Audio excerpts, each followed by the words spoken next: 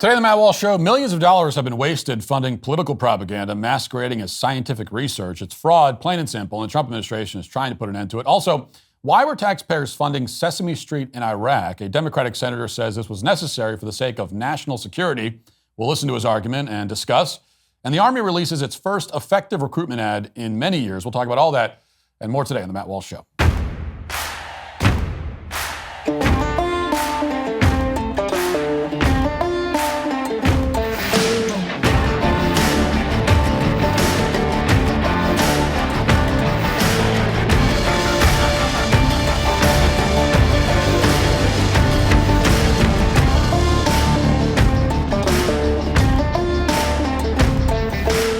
Attention investors, good news. We believe that we've turned the tide in the battle for the soul of America. Donald Trump has been elected and is beginning the Herculean task of pushing back against the forces of wokeism in America. Many businesses are beginning to mothball their DEI, CRT, and ESG programs and focus on serving customers, all customers, rather than political interests. What about you? Have you joined the movement of Americans who are using their investments to hold companies accountable for their ethical behavior? If you'd like to join other patriotic citizens by aligning your investments with your conservative values, go to constitutionwealth.com/Matt for a free consultation. Constitution Wealth is a registered investment advisor. You should review Constitution Wealth's disclosures at constitutionwealth.com to understand their services and fees. All investing involves risks, including the risk of loss. This is a paid endorsement, and I am not a client of the firm. Just a couple of years ago, if you can believe it, leading scientists from all over the country held a symposium in Washington, along with federal officials from the National Science Foundation, the National Institutes of Health, and the White House Office of Science and Technology Policy. Now, according to a senior director at the NIH, the point of the symposium was to address a defining issue of the current era. So the A team was going to tackle one of the most difficult and pressing matters in the entire field of scientific and medical research. Hearing that, you might conclude that these scientists were going to discuss, say, a cure for cancer or a major breakthrough in gene editing, or if nothing else, they might talk about the development of the 50th COVID booster or something like that. Surely, at a minimum, they would discuss a topic that had some kind of relevance to the fields of health or science or technology. Those would all seem to be safe assumptions. And yet, at the risk of spoiling the symposium for you, in case you were hoping to catch a rerun, that didn't happen. In fact, that didn't even come close to happening. Instead, here's what they came up with at this symposium full of leading medical and scientific experts in Washington.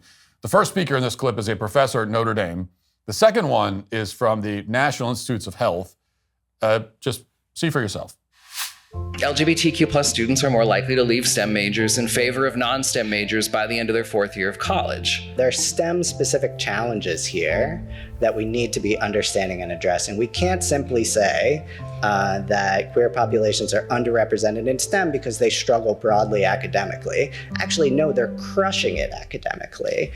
They're just being systematically funneled out of STEM and within STEM being mistreated. So hence the importance of the rest of the research that we'll be hearing from. In D&I, I have two roles, and that one is to increase the engagement of SGM people. And so I'm meeting with them, talking to them, finding out what they need, what we need as, communities. It's pronouns, if someone's in a lab and being misgendered, or if someone's going through the gender affirmation process. I'm there. I'm the one that does that, right? I'm the one that does the Safe Zone trainings quarterly. I'm the one that does it if the IC is having an issue. I'm brought in to have these conversations. And I feel like, so that's one role that's really geared towards members of the community itself. But the other is to have these conversations that are very hard with people who are transphobic or homophobic. And I have to hear horrible things, and I'm trans myself. Oh, it's a good thing you clarified that he's trans himself, because we would have never known. I don't know if we put that piano music in the background or if the NIH did. Either way, it's pretty funny. Now, for a second, try to ignore the fact that these people are making up fake complaints about the plight of LGBTQ people in STEM. Pretend they're not talking like a dime a dozen panelists on MSNBC instead of actual scientists. That's not actually the worst part of the footage. The worst part is that already you could tell that everyone at this symposium is saying the same thing. There's no debate. This whole event was an extended struggle session in which only one point of view was allowed. And that point of view is that, for some reason, gay people are being forced out of math classes. They're being systemically funneled out of math and science somehow. Now, it should go without saying that this is a complete bastardization of everything scientists should be doing. They're supposed to be asking questions, using the scientific method and finding evidence to support every single one of their conclusions. This is supposed to come naturally to them. I mean, it is their job. Instead, they spent the entire event explaining why it's important to think the exact same way about this particular issue, even though every sane person knows that their theory makes absolutely no sense. For example, as the symposium goes on, one researcher with a nonprofit attempts to articulate why it's so important to hold these, kinds of struggle sessions. And then a senior official at the National Science Foundation offers his take on it. Listen. Oftentimes I get asked this question of, if you ask about these questions, aren't you creating division where there isn't any? This doesn't matter to science. Science is objective.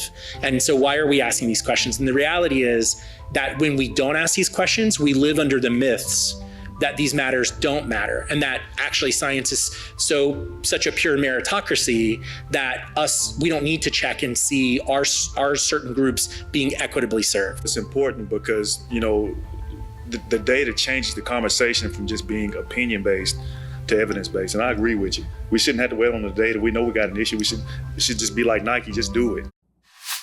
So every speaker is somehow more unbelievable than the last one. The first guy's trying desperately to explain why they're holding this symposium at all. The best he can come up with is, quote, "When we don't ask these questions, we live under the myths that these matters don't matter." This is the kind of word salad that you have to produce when you know that, in fact, these matters do not matter, and that all of these concerns are completely made up, and also, anyway, have nothing to do with science. And then the official from the National Science Foundation comes in and pretty much makes that point as explicitly as he can. He says that, quote, "We shouldn't have to wait on the data because we know we've got an issue. So like Nike, we should just do it." That's science for you. Don't wait on the data, just do it. In other words, who cares about facts and data when you have a narrative to push? All he knows is that we need DEI and affirmative action in science and medicine. He doesn't care if there's no reason whatsoever to justify any of this. Doesn't matter if there's data. Doesn't matter if there's evidence. He just knows that it needs to happen. Now, for a long time, the National Science Foundation, along with the NIH and many other federal agencies, have all operated like this. They rake in billions of dollars worth of tax revenue with the promise of funding scientific advancements that benefit America. And then they've squandered it to advance a political agenda. And to be clear, I'm not cherry picking sound bites here or taking anything out of context. This is something we can quantify. The Senate Commerce Committee just released a report documenting precisely how much money the National Science Foundation, or NSF, has wasted in recent years. And again, this is an agency of the federal government we're talking about here. As the DailyWire report says, quote, "The Senate committee found that 1 in 10 grants awarded by the National Science Foundation between January 2021 and April 2024 had to do with oppression, social or environmental justice, gender, or race." In other words, 1 in 10 grants have been completely fraudulent, which isn't to say that the other 9 out of 10 were not fraudulent, but this 1 in 10 we know for sure were. There's no reason we should have been funding any of this, but the Biden administration made sure that we did. They kickstarted a lot of this fraudulent spending. The Senate report found that in 2021, the first year of the Biden administration, less than 1% of grants from NSF were focused on DEI initiatives, which is still too much. But by 2024, after 3 years of the Biden administration, more than a quarter of new grants to the NSF pushed far-left perspectives, quote unquote. Now, the Daily Wire has a searchable database of these grants right now on the website. You can page through around 3,000 grants from the National Science Foundation that involve DEI. For example, in 2022, NSF gave Columbia University more than $4 million so they could study ways to decolonize geoscience. Meanwhile, a professor at Northwestern received $1 million in 2023 so that he could put together story work for racial equity in STEM, featuring insights from Karl Marx. Over at the University of Pittsburgh, a professor received $1 million to argue that artificial intelligence should not be neutral because that, quote, only serves the capitalist, racist, heteronormative, patriarchal, etc. society. I love the etc. there. So even they don't feel the need to list all the stuff, homophobic, racism, etc. All the stuff we always say. Another study funded by the NSF to the tune of $500,000 determined that the concept of peer review was racist. Quote, the accepted values and practices in science can serve as roadblocks and barriers to the inclusion and advancement of minoritized scholars. So again, there are thousands of grants like this. We're not talking about one or two examples. This is systemic fraud. And the only way to deal with systemic fraud like this is to clean house at the National Science Foundation, which is exactly what the Trump administration is now doing. Just because it feels appropriate, I'll read some reporting on this development from Politico, which is yet another organization that's just had its federal funding cut dramatically. Quote, one of the United States' leading funders of science and engineering research is planning to lay off between a quarter and half of its staff in the next 2 months, a top NSF official said Tuesday. The comments by Assistant Director Susan Margulies came at an all-hands meeting of the NSF's Engineering Directorate. A large-scale reduction in response to the president's workforce executive orders is already happening, a spokesperson for the Office of Personnel Management said. Now, as significant as this development is, it's important to keep in mind that NSF is just one small part of the much larger fraud that's been taking place in the government when it comes to research funding. The National Institutes of Health is a far bigger offender in terms of financial waste. DOJ just found that the NIH had a contract worth more than $180 million for administrative expenses that didn't involve healthcare in any way. And that included, among many other things, a contract to build a Tony Fauci exhibit at the NIH museum, just for one example. Now, the Trump administration has also found that the NIH spends vast amounts of its research budget on so-called indirect costs.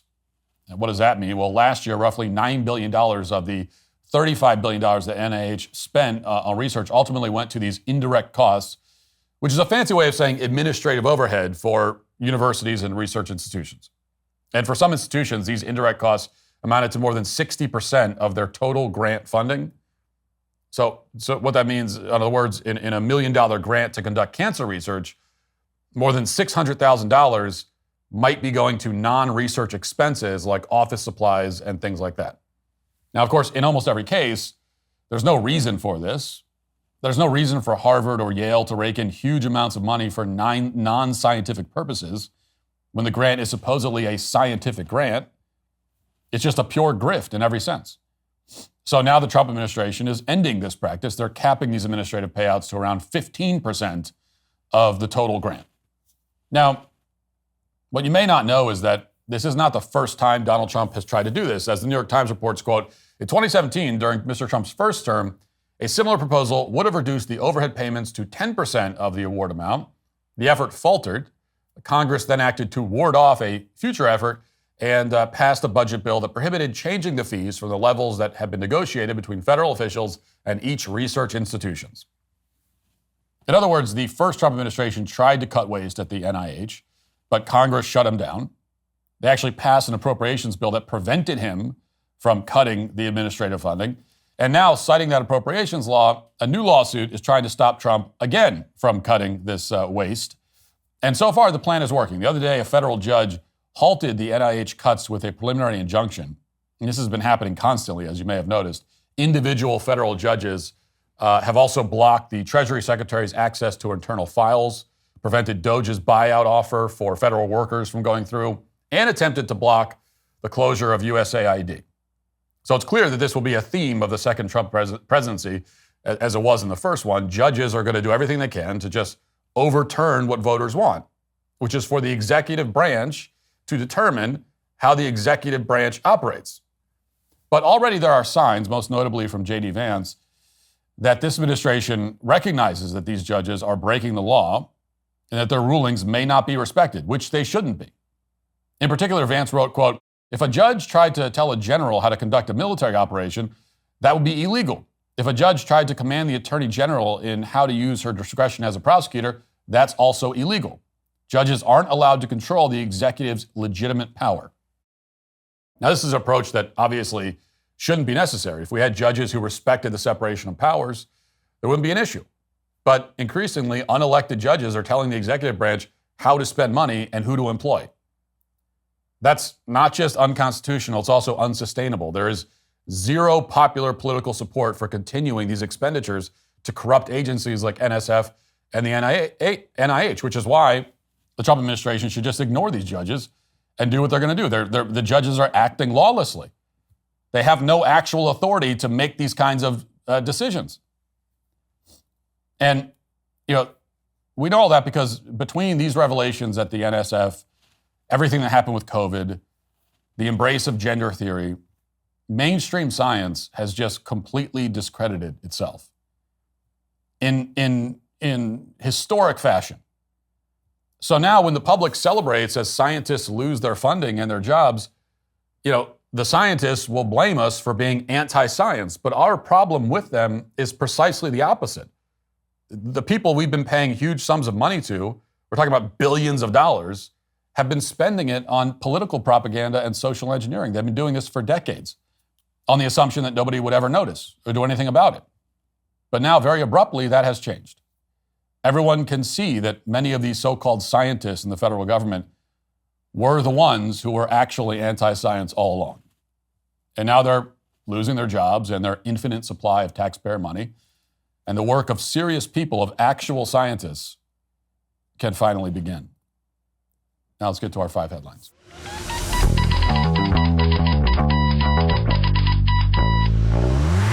The golden age of America is here, and with Jeremy's razors, so is the return of a damn good shave. 5 blades of superior engineering built for men who still believe in merit, manliness, and the American dream.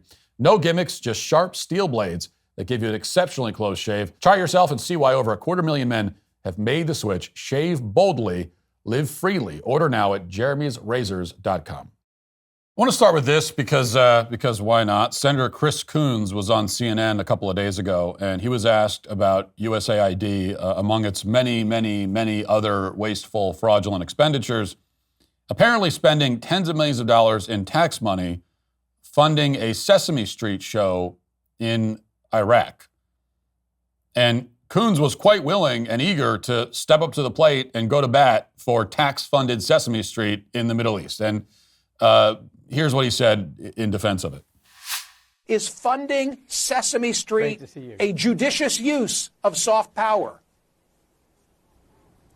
Well, Michael, the way you put it is the way I hope folks considering your poll today will think about it. This isn't just funding a kids show for children, millions of children in countries like Iraq.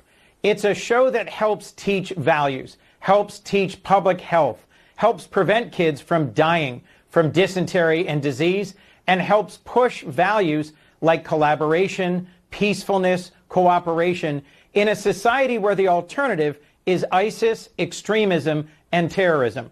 And to your point, it's pennies on the dollar.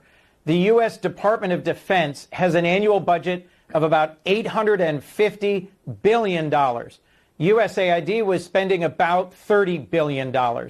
It is a small proportion of our total federal spending. And as Joe Nye would often say, it's not just soft power, it's smart power. Let me leave you with one other quote, Michael, if I could. Jim Mattis, who is a 4-star Marine Corps general and Trump's Secretary of Defense in his first term, in a hearing back then said, if you slash development and aid spending, then I'm going to need more bullets for our troops. Yes, you heard that correctly. Sesame Street was preventing people from joining ISIS.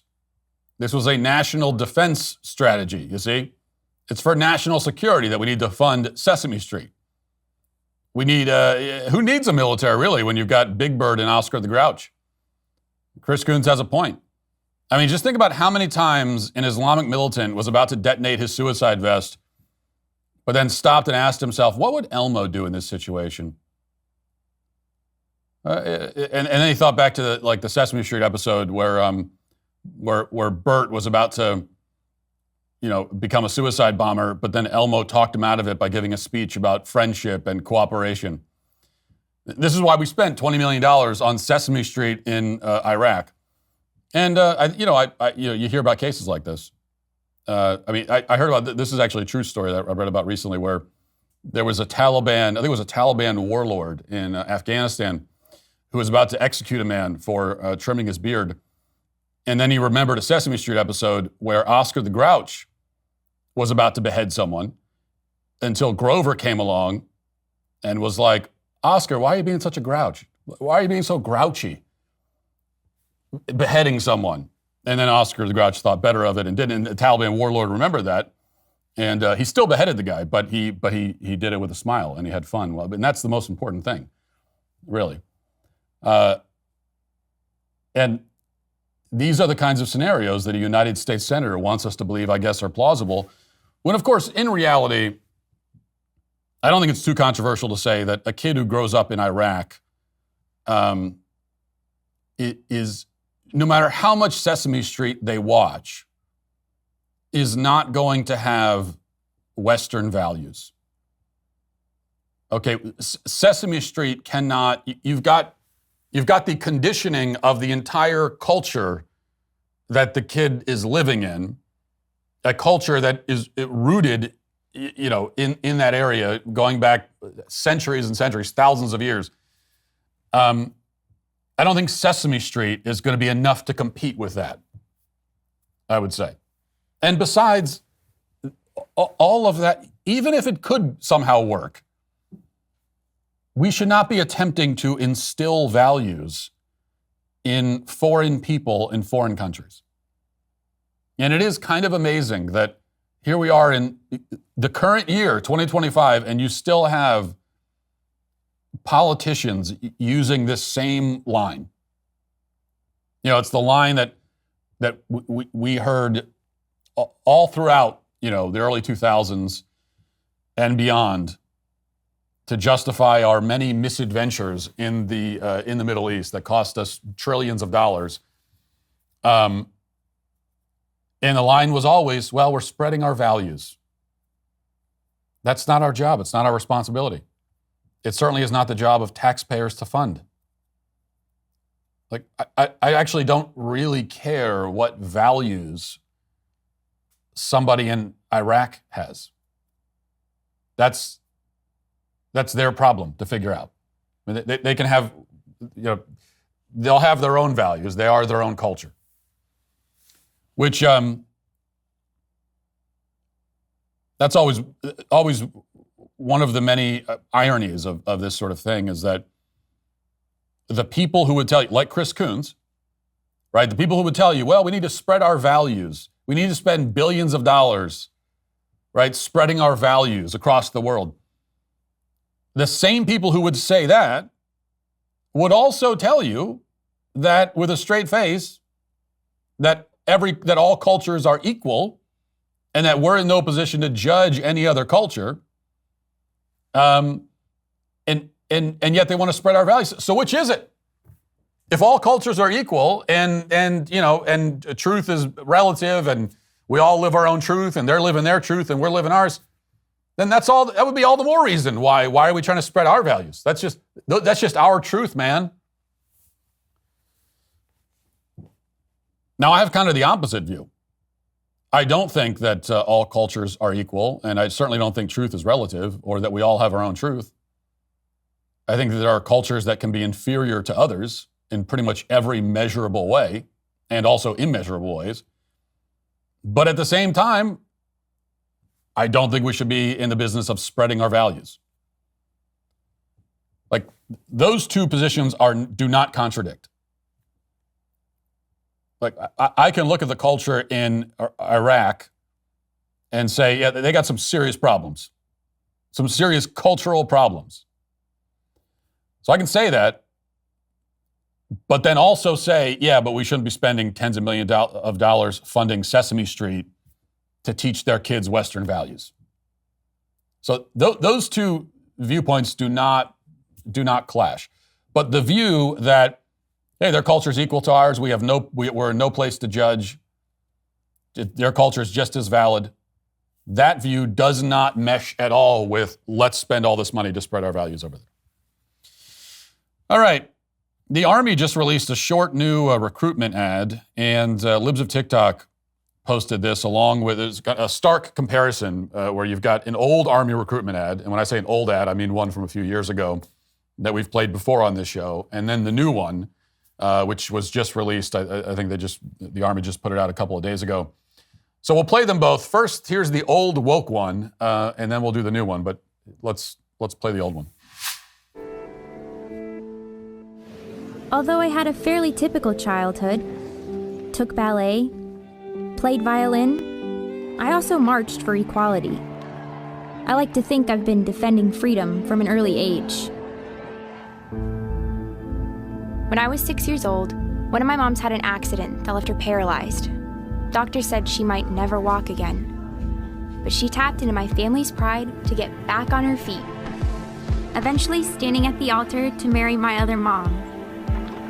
With such powerful role models, I finished high school at the top of my class, and then attended UC Davis, where I joined a sorority full of other strong women. But as graduation approached, I began feeling like I'd been handed so much in life, a sorority girl stereotype. Sure, I'd spent my life around inspiring women. I think we've seen enough of that to get the point. But what had I really achieved on my own? So that's the ad that was put out a few years ago. And then just for comparison, here is the ad, very short ad that the Army just released recently.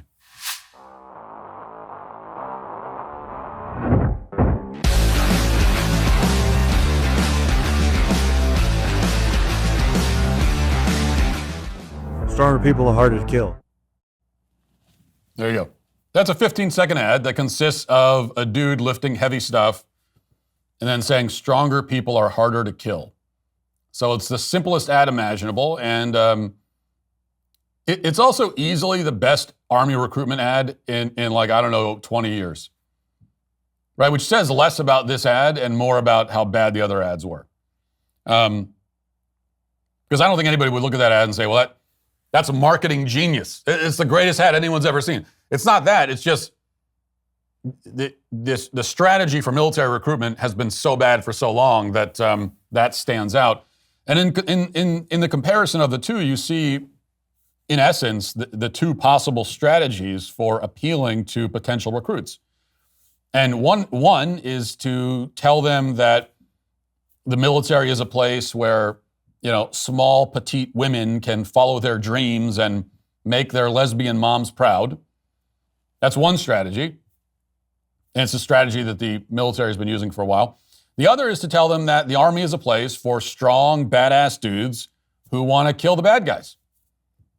Those are the two pitches boiled down.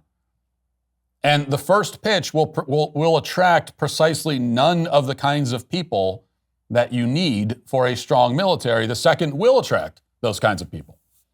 And this has been the fundamental problem with military recruitment for a long time. And the reason for the recruitment crisis, a crisis that seems to be turning around very recently.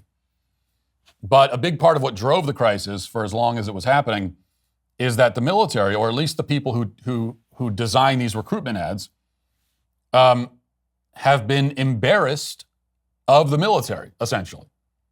It's like the military is embarrassed of itself, embarrassed to talk about what the military actually is, which is an institution for tough men who want to defend their homeland and kill our nation's enemies. And once an institution becomes embarrassed of itself, it starts to collapse and die. We've seen this.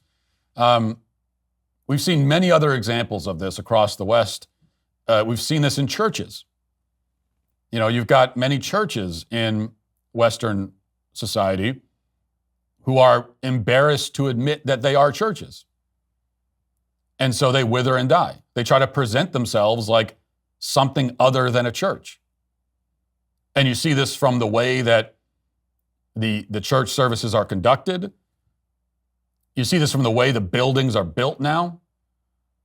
You could drive by a church these days, especially one of these mega churches, and you would have no idea from the outside that it's even a church. Like it could look like a stadium or an arena or a mall or something. And then you go in and you still might not be able to figure out. You could look at the church from the outside and then go in and sit through a service and still at the end of it be unsure if that was even a church. And the churches that do this end up dying because they don't attract people who actually want to go to a church.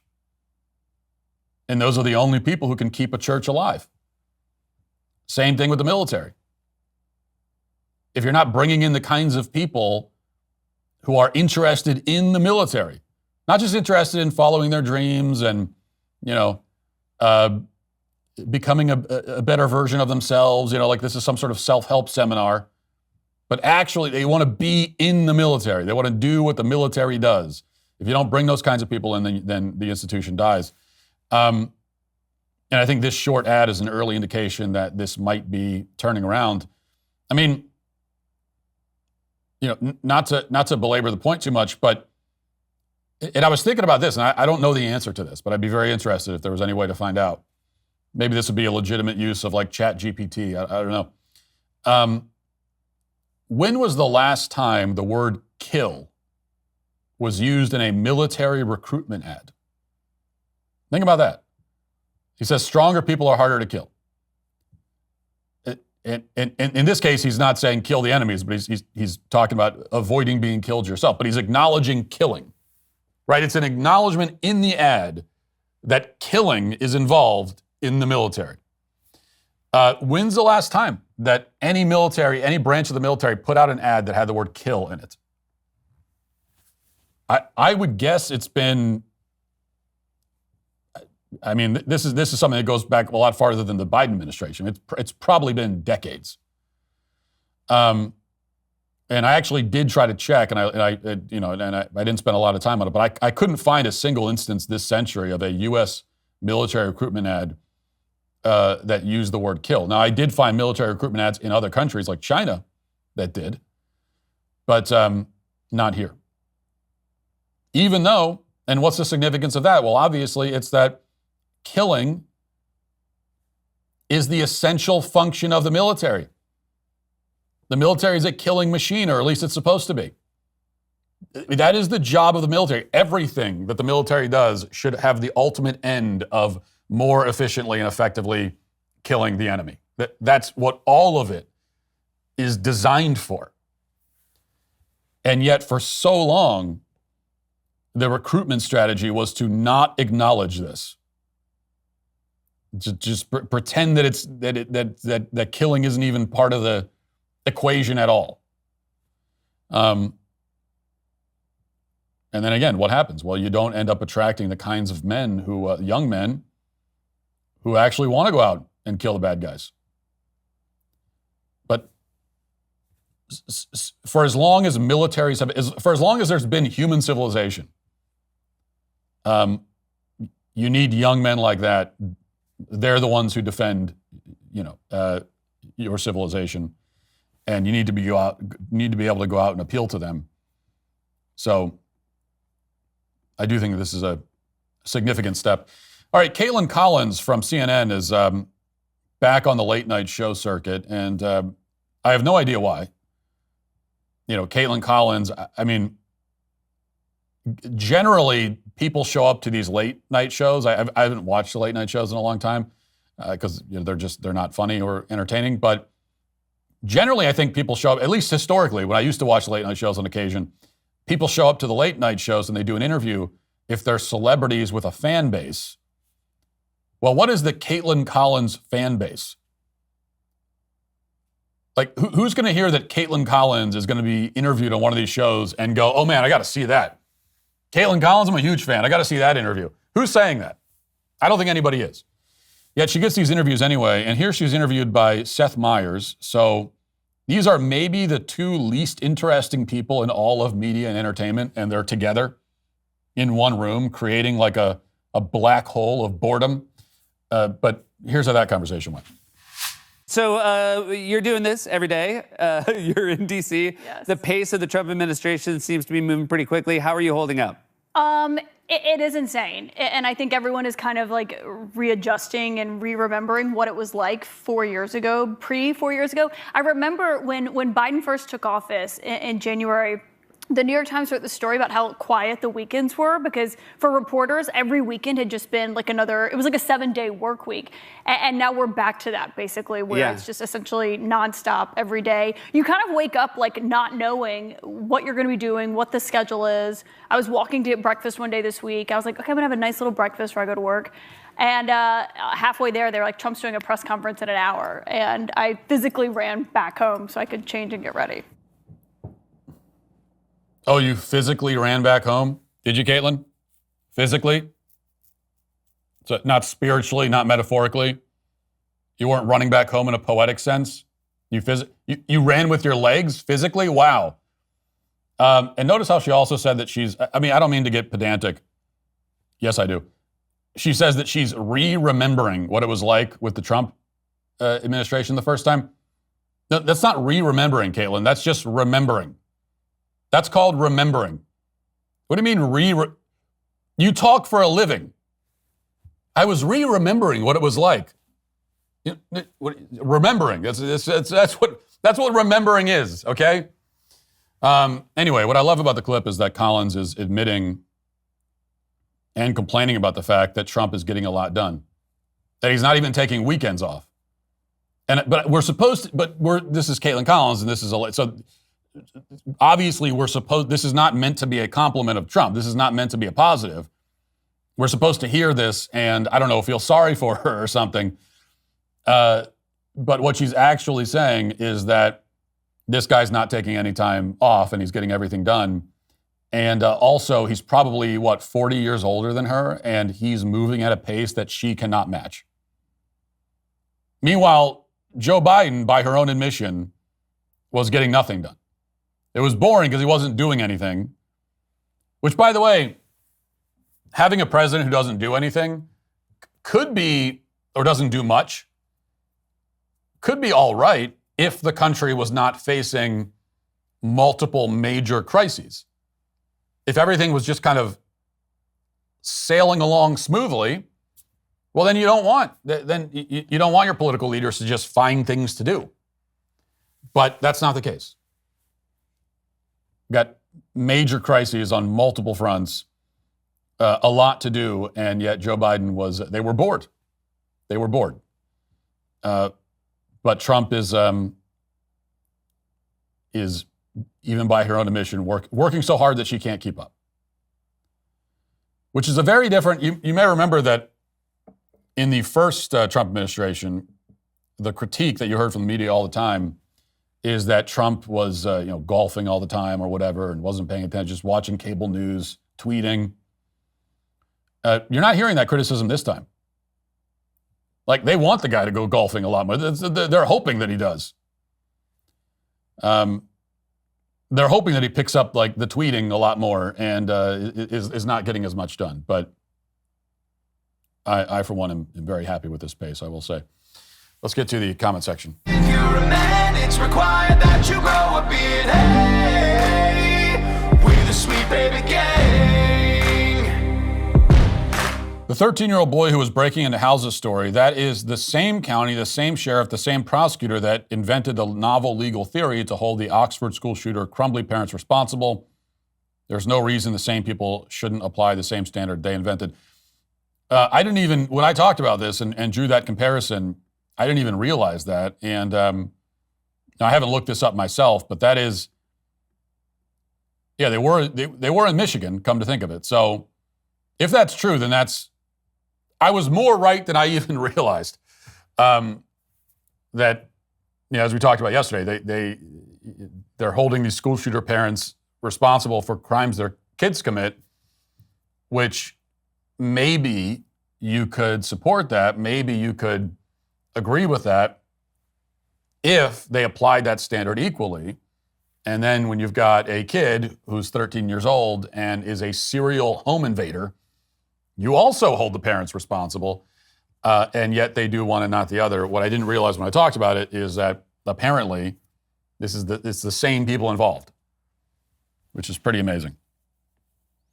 2 things I learned from this podcast. 1, Matt shops at Walmart. 2, Matt buys great value products. Nothing wrong with saving money. I do indeed shop at Walmart. If you live in Nashville, you might run into me at Walmart. I'm there like twice a week. And great value products, of course.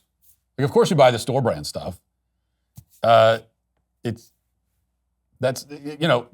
you become, that's just being a parent. It doesn't matter where you are in the income bracket. It's when you're a kid, the store brand products are the bane of your existence, and then when you become a parent, you're like, yeah, it's the same stuff. The only exception I will say, so I'll buy the store brand for everything except cereal. That is the one I do think. That's the one holdover from my childhood, because my parents would buy the store brand cereal for everything. They'd buy the, store brand Cheerios, store brand Frosted Mini Wheats. And I always thought they say, oh, it tastes the same. I don't think it tastes the same. I actually think that the real stuff tastes better. So I don't, that's the one thing. I don't subject my kids to that. But aside from cereal, it's all store brand stuff. As a white South African from a farming family, thank you. I would give anything to become an American citizen. Things are so scary here and I'm so tired. I want better for my children. There's no future here. There are a lot of comments like this. Anyone who doubts, we talked yesterday about the persecution of white farmers in South Africa, which of course is a story that the mainstream media has been hiding from, not acknowledging for many years now. But anyone who doubts anything I said in that monologue or anything that anyone else has said about it, just read the comments under that video. There's many, like dozens of comments from people in South Africa saying, yeah, it's that bad here or worse. As a woman who never went to college and worked and climbed positions in several industries, and now I'm successfully running my own business, I could fill a book with the amount of people who told me I couldn't do it and tried to stand in my way. They were 99% women. Except I would never write a book about it, because if I spent time crying over how much people tried to get in my way, I wouldn't have got anywhere. I'm not saying there weren't men who acted inappropriately at times or perhaps underestimated my abilities. Sometimes they were right to underestimate me. But what you do in that situation is put your head down and work. We're not supposed to be the superheroes of our own comic books. The minute you make it about everyone who said you couldn't do it, it literally stops being about whatever you were doing in the first place, and you shouldn't be taken seriously. You're exactly right. I'm not surprised that you're a successful business owner with that mentality. Like, that's the kind of mentality that you need to be successful in anything. I think you're exactly right.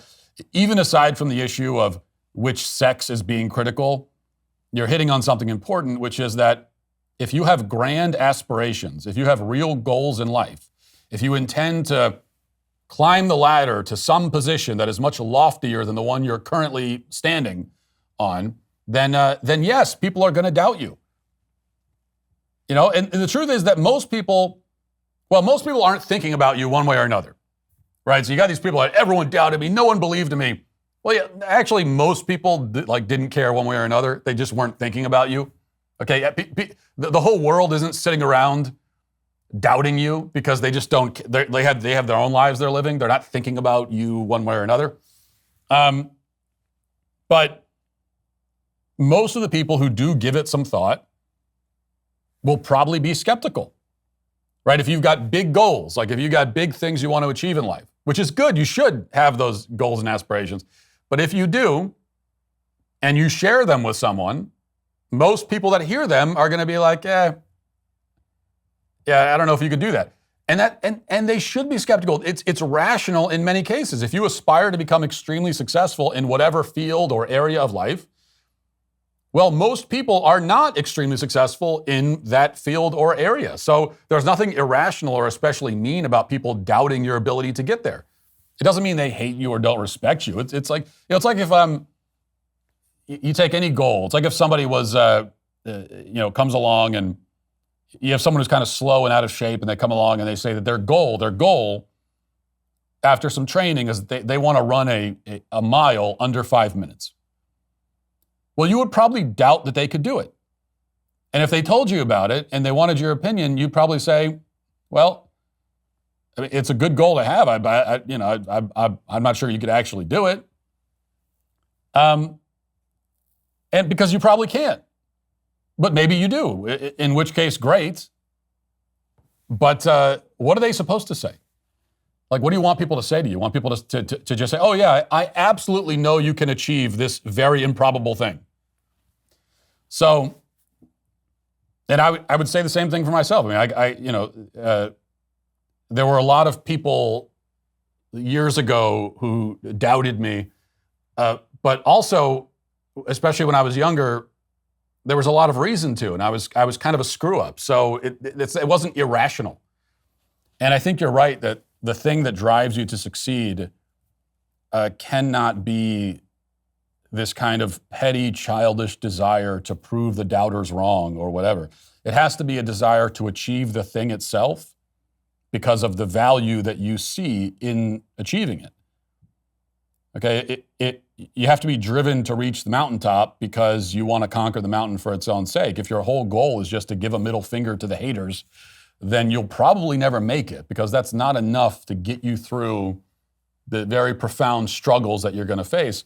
And even if you do achieve it, well, you'll have turned this great achievement into something sort of petty and small because it was only ever about that for you. So, yes, very good point. I like when there's good points made in the comments, which there very often are. When you join DailyWire Plus, it's not just a subscription, it's a statement, a refusal to be spoon-fed the nonsense shoved down your throat by the media, by Hollywood, and every self-righteous, blue-haired activist with a TikTok account. You've heard the lies, you've seen the manipulation, you know the game is rigged, and you refuse to be played. Becoming a DailyWire Plus member isn't just about access to content, it's about standing up for truth in a world that treats truth like a disposable inconvenience. It's about rejecting propaganda. It's about demanding facts, logic, and reality when the culture wants you to be gaslit into submission. So when you join, you know exactly what you're doing, backing a movement that doesn't just report on the culture, but reshapes it. Every dollar you spend goes directly into building the future because America's future won't build itself. Join the fight today at dailywire.com/subscribe. Now let's get to our daily cancellation.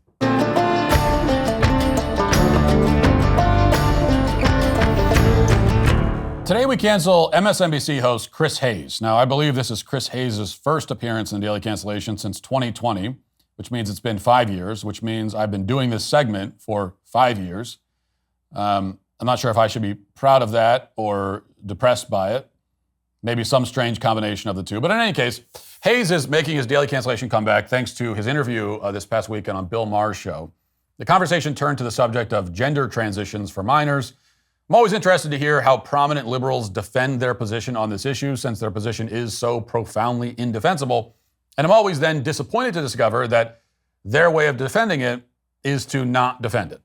Instead, they grasp for the most pathetic cop-outs they can grab hold of, and that was Chris's strategy.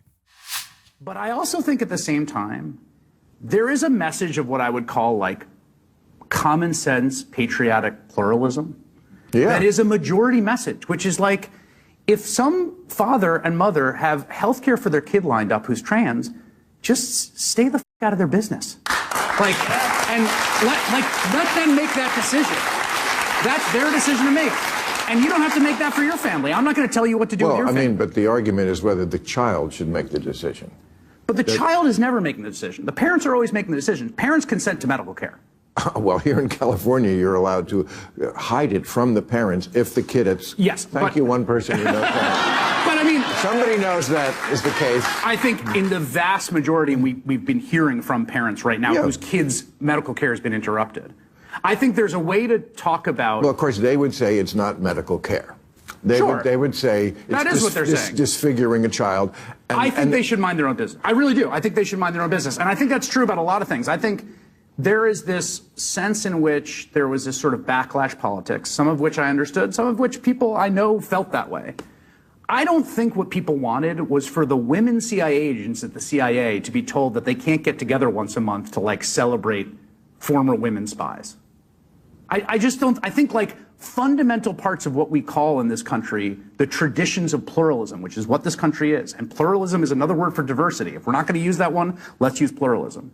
That fundamentally there's a majority that understands that like we all come from different places. Yeah. And part of what makes this country work is we acknowledge and we negotiate those differences. And that's a thing that I think Democrats can win back a majority of messages. Well, actually, Chris, most Americans don't want female CIA agents getting together once a month to celebrate women spies. Why do you need to do that once a month? What, like once a month, really? What exactly does a monthly female spy celebration consist of? What's the point of it? And more importantly, why should taxpayers fund that activity? If female CIA agents want to gather on their own time in their own homes to shout girl power or whatever, then they have every right to do it. But that is, in fact, precisely the kind of pointless PC nonsense that Americans just voted against. And if you still don't understand that, it just means that your party is going to continue to make all the mistakes that put you in this position to begin with, which, frankly, is fine with me. But Americans even more so voted against the castration, sterilization, and mutilation of minors. And Chris has a chance to present the affirmative case for giving children the same drug they use to castrate sex offenders. He has the floor on a show with a large audience of people who, many of whom disagree with that kind of so-called medical treatment. If there's a good argument in favor of it, well, now would be an ideal time to present it. But there is no good argument in favor of it, or even a bad argument. There is no argument at all. Instead, Chris Hayes, the avowed far-left liberal, suddenly turns libertarian. He says if parents want to castrate their kids, it's none of our business. We should just butt out. In fact, he abandons all at once any pretense that the quote-unquote trans child is leading his own transition. He says it's all about the parents. The parents choose. Well, there are two major problems with that, Chris. First of all, the whole idea here, right, the alleged reason that we have child gender transition in the first place is that supposedly the child has identified some deep inner truth that tells him that he is really a girl, or vice versa. The entire pro-trans argument rests necessarily on the idea that a person's transness is, while not visible to the outside world, somehow uniquely knowable to the trans person. When a male says that he's really a female, nobody can confirm or disconfirm the claim. It is an inner truth that only he can know. Now, this is, of course, nonsense. It is absolute incomprehensible hokum, but this is the pro-trans logic, as illogical as it is, which means that according to that logic, the child is the one who chooses to undergo the transition. Both the parent and the medical provider are deferring to the child's own testimony about his inner opposite sex identity. Again, according to the argument that Chris's side makes, only the child can actually know if he's trans, which means that the ultimate authority when it comes to his medical transition is not the parents or even the doctor, it is the child. They are giving the child the drugs to make him into the opposite sex, which of course is impossible, purely because the child said he is the opposite sex. That is the one single fundamental thing that the whole case rests on. But Chris knows that it's insane to give an 11-year-old that kind of power and control over his own medical care. He knows he can't defend the idea that children are capable of consenting to life-altering medical procedures. So he hides behind the let parents make the decision dodge. And the thing is, of course, that parents are the ones making the decision, right? All that stuff about a child recognizing his inner truth or whatever is total gibberish. My only point is that this gibberish is what the whole pro-trans side of the argument rests on. So if Chris is admitting that it's actually the parents guiding the ship, then he's admitting that transgenderism is in fact something being imposed on the child from the outside, which automatically delegitimizes the whole enterprise. So there's really nothing else to say. If Chris Hayes is admitting, well, it's the parent really doing this, well, then what are we talking about? What are we even talking about at that point? Of course, then it's wrong. Obviously. But Chris Hayes has basically just abandoned his whole argument. So there's no reason to continue, but I'll continue anyway. Bill Maher points out correctly that the other side, Team Sanity, would say correctly that this medical care is not really medical care, but it is in fact disfiguring a child. And Chris's only response to that is, and I quote, "I think they should mind their own business." What he's saying quite explicitly is that even if the parents are disfiguring their child, we should simply butt out and let it happen. It's none of our business. Now, he says this now, but I guarantee he would be singing a very different tune if, let's say, some conservative parent in some sort of radical religious sect decided that they didn't want to give their child a life-saving blood transfusion because it's against God's wishes or whatever. Now, that would be a medical decision that the parents are making. By Chris's logic, we should butt out and let the kid die unnecessarily, all in the name of respecting the privacy of the parents. But I feel fairly certain that Chris would not stick to his mind your own business principles in that case. And that's because his mind your own business principles apply pretty much exclusively to this one issue. In fact, we could come up with a million examples of things that parents might do to their children that, even though it is a private decision made by the family in their own home, Chris Hayes would still object to and would want the government to step in and put a stop to it. Indeed, if you apply this mind your own business philosophy consistently, then that would mean we should abolish all laws against all forms of child abuse. Because no matter what a parent is doing to a child, no matter what sort of harm they're inflicting, mind your own business. It doesn't concern you, doesn't affect you. That's the argument Chris Hayes is making. Respect their privacy. Focus on your own issues. And yet I will give Chris Hayes the benefit of the doubt and assume that he is not that monstrously psychotic. He's only pretending to be for the sake of being a good little LGBT ally. I bet that in almost every case, Chris Hayes would agree that when a child is being directly and intentionally harmed, the last thing we should do is mind our own business. That is an approach that he only adopts for this issue, well, and abortion. So those are the two massive exceptions. If a child is being castrated in middle school or dismembered in the womb, mind your own business. But if he's being abused in any other way at any other point, send in the cavalry and throw those parents in prison. That's Chris's position, and it is, again, totally indefensible, which is why even while defending it, he doesn't really defend it. He knows better. They all do. And, that is what makes this so especially disgusting. And that is why he is today canceled. That'll do it for the show today. Thanks for watching. Thanks for listening. Talk to you tomorrow. Have a great day. Godspeed.